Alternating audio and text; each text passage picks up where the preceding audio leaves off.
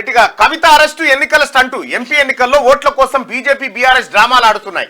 కాంగ్రెస్ ను దొంగ దెబ్బ తీయడానికి కుట్రలు చేస్తున్నాయి. సీఎం కవిత అరెస్టును మేము తప్పు పట్టడం లేదు, కానీ ఇన్నేళ్లు సీరియల్ లాగా నడిపి ఎన్నికల షెడ్యూల్ కు ముందు రోజే అరెస్ట్ చేసిరేంది? బిడ్డ అరెస్ట్ అయినా కేసీఆర్ ఎందుకు సైలెంట్ గా ఉన్నాడు? అరెస్టు గురించి తెలిసినా రోడ్ షోలో మోడీ ఎందుకు స్పందించలే?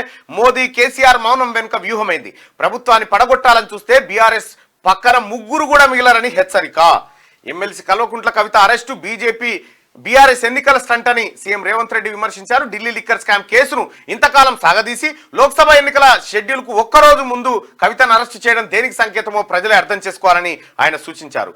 అవినీతిపై చర్యలు తీసుకున్నామని చెప్పి మోడీ సానుభూతి పేరిట కేసీఆర్ ఓట్ల కోసం ఆడుతున్న డ్రామాలో ఇది భాగమని ఆరోపించారు. రాష్ట్రంలో కాంగ్రెస్ కు 12 ఎంపీ సీట్లు వస్తాయన్న సర్వే సంస్థల అంచనాలను తెలుసుకొని కాంగ్రెస్ ను దొంగ దెబ్బ తీయడానికి బీజేపీ బీఆర్ఎస్ కుట్ర చేస్తున్నాయని మండిపడ్డారు. కవిత అరెస్ట్ ను తాము తప్పు పట్టడం లేదని, అవినీతి పరులను శిక్షించాల్సిందేనని స్పష్టం చేశారు. కానీ అది ఏ సమయంలో జరిగిందన్న అంశంపైనే తమకు ఎన్నో అనుమానాలున్నాయని ఆయన అన్నారు.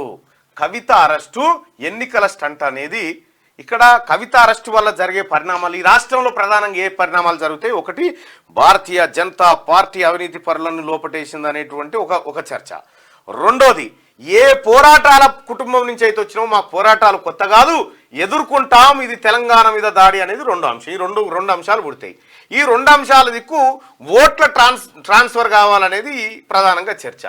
దొంగలు వాడు 6 నెలలకు కుక్కలు మురిగినాయట. దొంగలు పడ్డాక 6 నెలలకు మొత్తం ఎత్తుకపోయిండు, వాడు అమ్ముకున్నాడు, సొమ్ము లేదు గిమ్ము లేదు, వాడు కూడా పని అయిపోయినాక 6 నెలలకు కుక్కలు మురిగినట్టున్నాయి అనేది రేవంత్ రెడ్డి చెప్పినటువంటి సెంటెన్స్. ఒకటే మాటలు చెప్పాలంటే దొంగలు వాడు 6 నెలలకు కుక్కలు మురిగినాయి అన్నాడు రేవంత్ రెడ్డికి, అంతే. ఇక అది ఎవరి కోసం మురిగినాయి, ఎందుకోసం మురిగినాయి మీరు అర్థం చేసుకోరు, అంతే.